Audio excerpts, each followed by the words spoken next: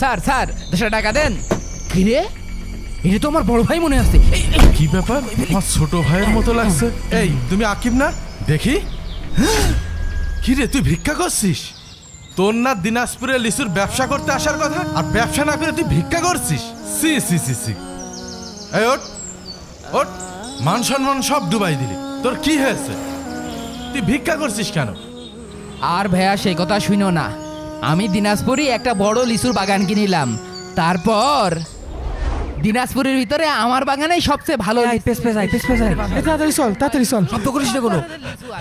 তখন কত দেবেন? হ্যাঁ, ওরে লিচু, তাই তো দেখছি রে। ভাই দেখে তো জিভে পানি চলে আসছে। ভাই আপনার বাগান তো আমি ঘুরে ফিরে দেখলাম, ওই পাশের ওই লিচুগুলোর সাইজ খুব একটা ভালো হয়নি।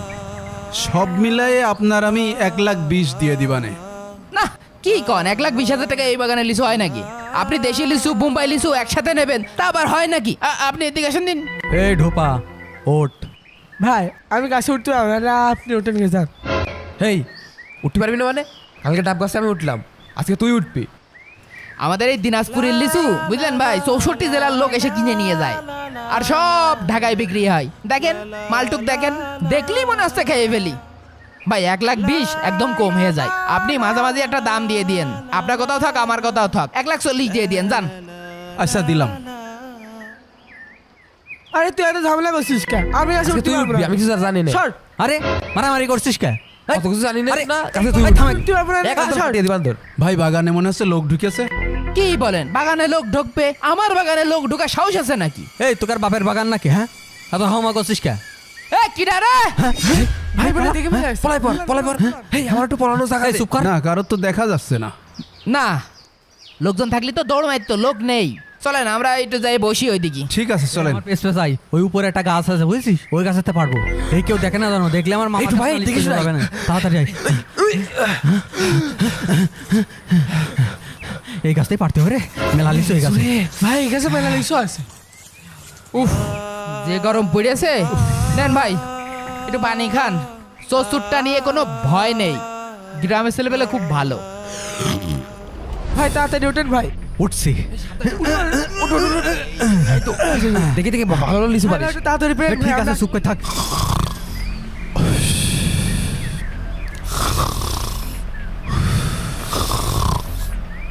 এদিক ওদিক দেখে, চারিপাশে তো লিচুই ভরা।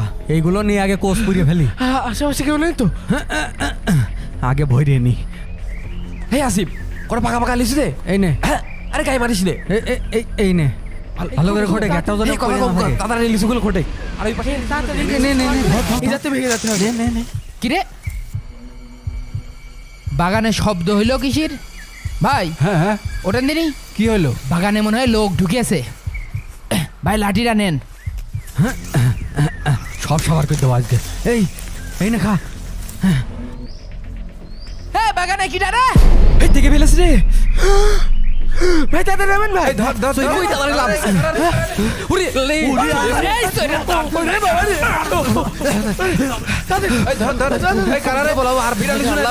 ওই ওই ধর ধর। বাপের নাম। ওরে বাবা তাড়াতাড়ি ভাই।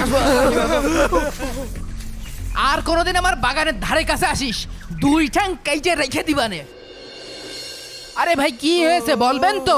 ভাই আমি আপনার লিচু নেব না। কেন? আপনার এই এলাকায় চোরসুটটাই ভরা।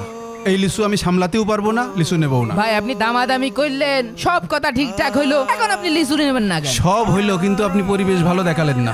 আমি এই পরিবেশে লিচু কিনতে পারবো না। কি ভাই, তোর লিচু মিচু বেচা লাগবে না। তুই আমার ভাগ্নের মারিছিস সিজনি তাই কর। এই তুই আমার ভাগ্নের চিনিস না? তোর কিন্তু দিন দিন কলজে মেলা বড় হয়ে যাচ্ছে। তোর কিন্তু কলজে ছিঁড়ে কাক দিয়ে খাওয়াই দিবানে। ওইটা তো আপনার বাইক নিয়ে আমি তো জানতাম না। আর ওরা 3-4 জন মিলে এসে আমার বাগানে লিচু চুরি করেছে।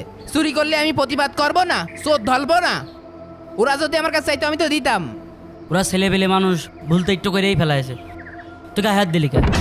বাহ, আপনার ভাইগনে তার বন্ধু বান্ধব নিয়ে এসে আমার বাগানে লিচু চুরি করবে, লিচু চুরি করে নিয়ে চলে যাবে, আর আমি প্রতিবাদ করতে গেলেই দোষ। ভাই ওর সাহস কিন্তু দিন দিন বেড়ে যাচ্ছে।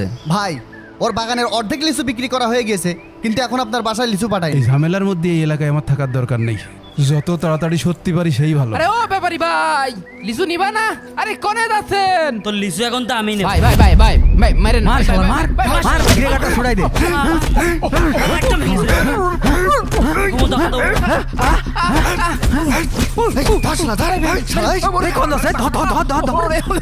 তুই আজকের পরের যদি বাগানের আশপাশে আসিস তোর একদম মেরে বাগানে বইতে ফেলবো।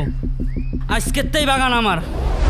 তুই এত বড় একটা ঝামেলায় পড়েছিস, তা তুই আমাকে একবার ফোন করবি না? কি আর বলবো ভাইয়া, ওই লোকটা আমার মোবাইল মানিব্যাগ টাকা পয়সা সব কেড়ে রেখে দিয়েছে। আর আমার কাছে কারোর নাম্বারও নেই, টাকা পয়সা কিছু নেই। তা বাড়ি পর্যন্ত যে যাবো, তা গাড়ি ভাড়াও নেই, তাই বাধ্য হয়ে ভিক্ষা করছি। শোন ভাই, হতাশ হোস না। আল্লাহ তাআলা এই দুনিয়ায় কাউকে সম্পদ দিয়ে পরীক্ষা করে, আর কারো সম্পদ নিয়ে পরীক্ষা করে। নিশ্চয় আল্লাহ তাআলা ধৈর্যশীলদের সাথে আছে। চল বাড়ি চল।